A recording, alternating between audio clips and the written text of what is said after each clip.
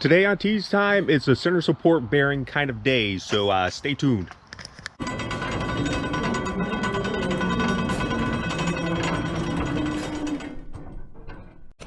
What's up, everyone? Welcome back to Tease Time. Hope life is treating everyone well. Thank you for tuning in, for watching the videos. If you've been following and subscribing and liking and commenting, I definitely do appreciate it. I have a lot of videos, so if this is your first time checking it out, go back and check out more. But today, we have our center support bearing on Percy the van here. Yeah, so the rubber isolator on the stock one is deteriorating, it's breaking, it's cracking. I'm going to show you, and then I'm also going to show you how to replace this. I'm going to try to replace it without taking the drive shaft completely off. In the instructions it says to fully remove the the drive shaft, to completely remove the drive shaft to take this out. But I'm gonna see if I can just take apart like some U-joints in the center that's close to this, and be able to get like the press in there to do what I have to do to press this on if need be, if there's not enough slack or play. But yeah, so the best thing I could do, I could just show you. I'm going to show you the old bushing, the reason why we're replacing it, and I'm going to just get into actually replacing this. So stay tuned, enjoy. So this is why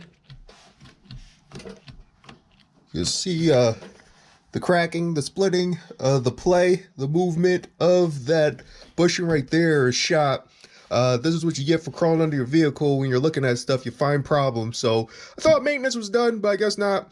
That's just life of owning vehicles and just things in general. But yeah, let me actually put this down so you can see a little bit better movement of it.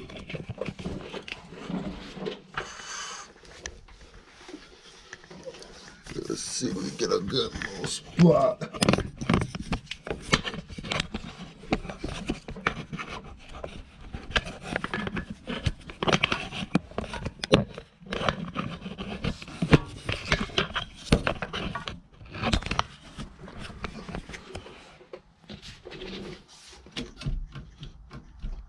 So it's not supposed to be doing that. So that's coming out. This bolt right here is a 19 millimeter right there. I'm gonna try to take off these caps for these U-joints right here. These I believe are like 3/8. So I'm gonna remove these, and hopefully there's enough play for this to like slide back into like the drive shaft portion right here, so I can get it loose. And then I'm gonna use jack stands to support this drive shaft, and then to support the front drive shaft, use just like some jack stands just to kind of keep it from putting too much angle. And when you do disassemble, make sure you mark like the directions, because drive shafts are balanced, so it goes back in the exact same way, especially when you're dealing with the splines. The spline should be somewhere in here, so I do have to take this dust cover off. Just be gentle with it if you don't have a new one. So I just have to take off these clamps right here. Make sure you have new ones, or if you don't, have zip ties handy until you can get the correct clamps that you need for that. But right now, just mark the alignment as you disassemble. Just make sure, oh, that's bright. Just make sure it goes back together the same way you take it apart. You don't want that to be off alignment. You don't want any vibration or anything like that. So we're gonna get into it. We're gonna just start breaking stuff down, and hopefully this goes quick and easy and uneventful. So yeah.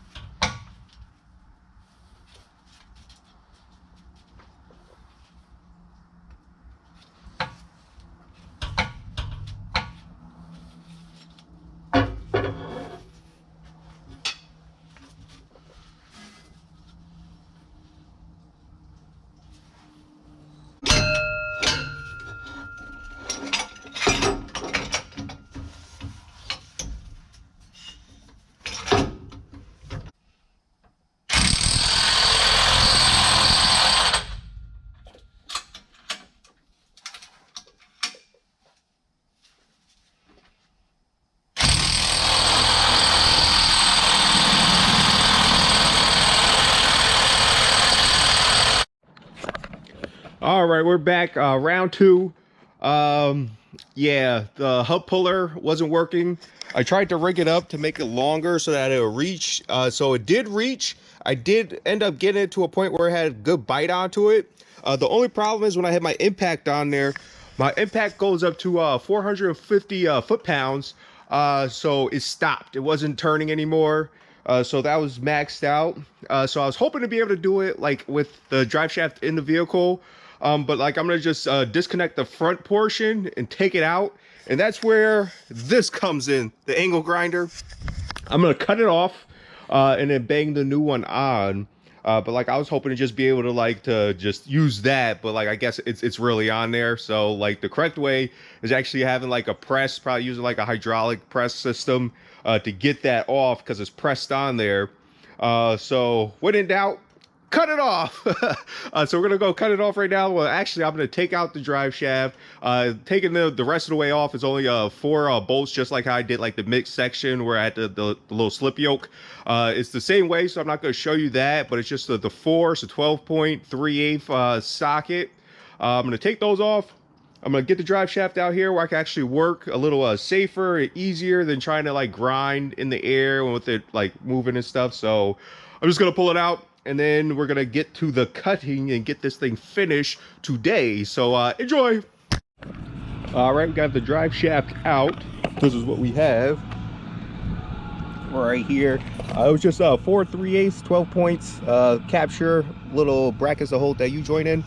But just protect this shaft right here. You don't want this to get damaged. Clean this off, re-grease that when you get done, and make sure you don't make your alignment mark disappear.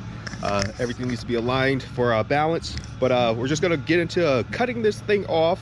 And do not cut into or mar your drive shaft, the spline, anything like that. I'm gonna probably just work at it like an angle, probably like an X pattern or something like that. And then I do have chisels, hammers, and stuff like that to work that off. And then you'll need like a pipe, something to fit over that to bang the new bearing on. So work carefully, get comfortable. So I have my little seat, my little work area, so that way you're not rushing and you're not uncomfortable because you don't want to mess this up. It could be an expensive mistake, so stay tuned.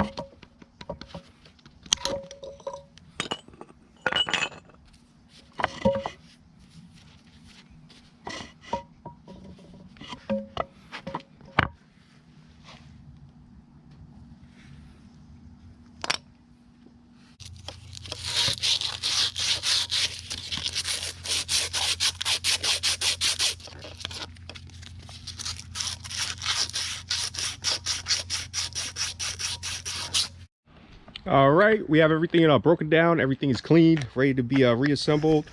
This is the old versus the new.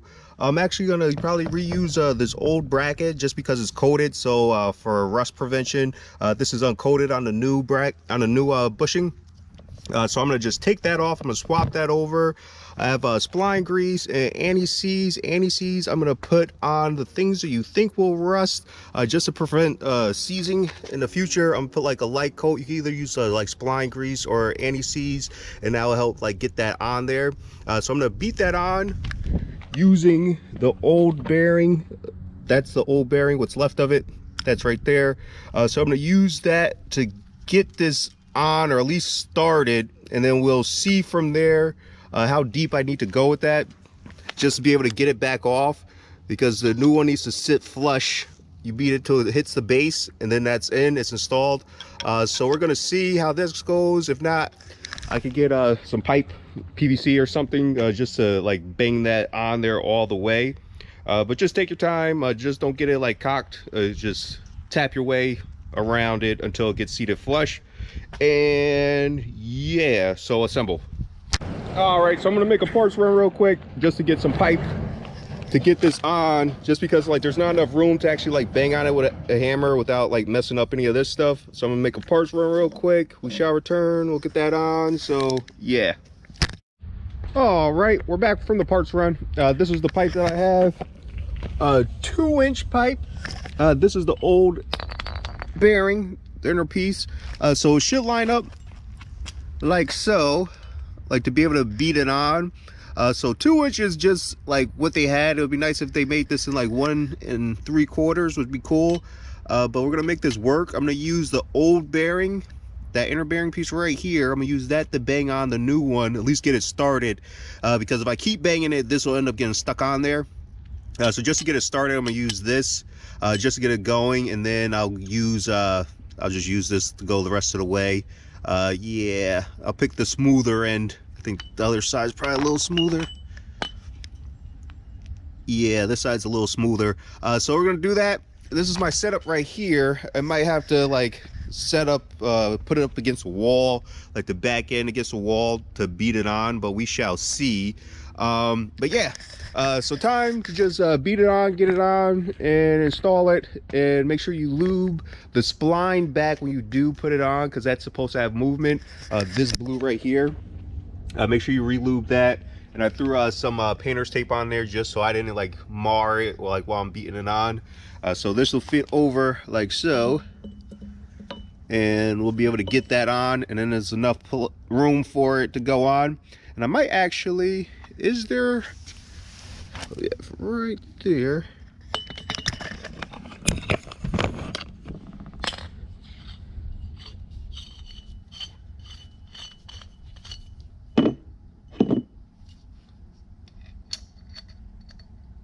Nope, I was thinking to use this to bang it on because it's smoother, it's flatter, but it doesn't fit, doesn't work.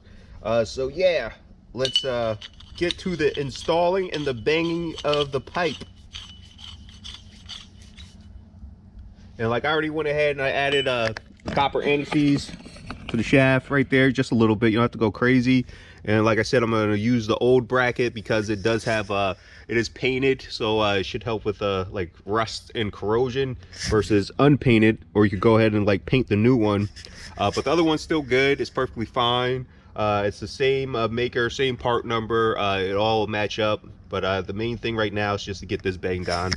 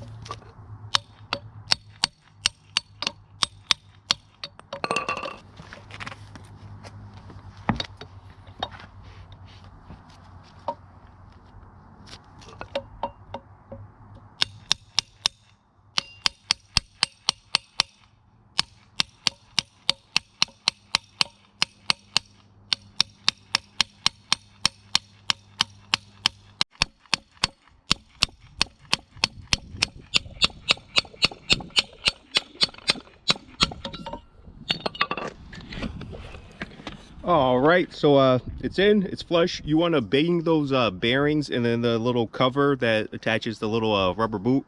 You want to make sure those are seated all the way down, flush, complete. Like usually you'll hear a change in the tone when it reaches that point. So just make it sit, it's on there, it's straight, and it's seated all the way down so you don't have any interference. It does what it's supposed to do. I'm gonna switch this cover out, and then I'm gonna just switch that out. It's pretty simple to change. You just take these little rubber tabs, you push in on both.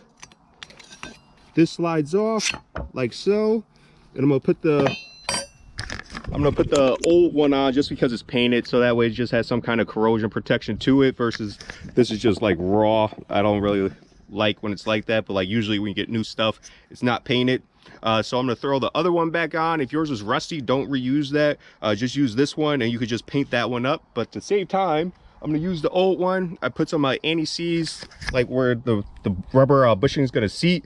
That actually help with squeaks, and that's just what I do. So yeah, so next time you'll see me, I'll be under the van throwing all this back in. It'll be a total of 2, 4, 6, 8, 3, 8, 12-point bolts for these U-joints right here on both ends. This is on the transmission side, and this will be on the rear going to the differential where you have that slip yoke that'll sit like right there. So that's all it is to put it back in. And then you have these two 19 bolts and nuts on each side that hold the bracket to the chassis. Then we should be done. It's always easier putting this stuff together than taking it apart. Put up a fight, but we got it out. We're getting it done. So yeah.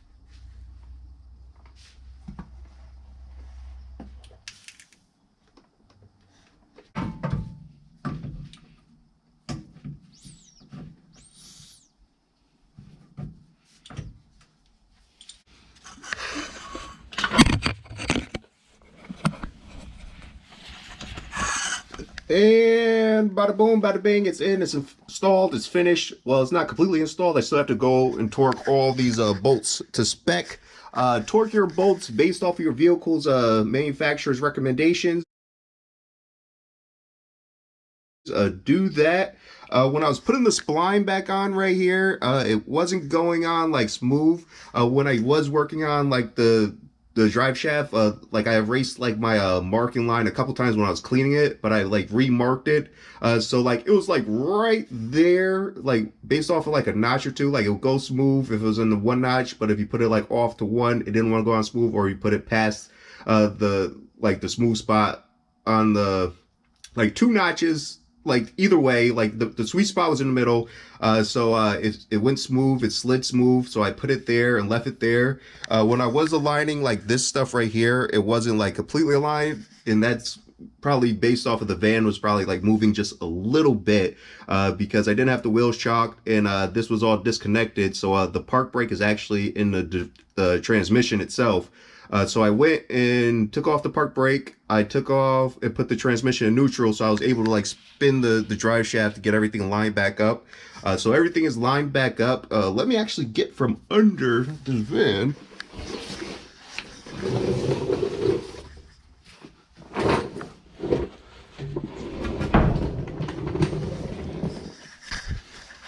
Ooh.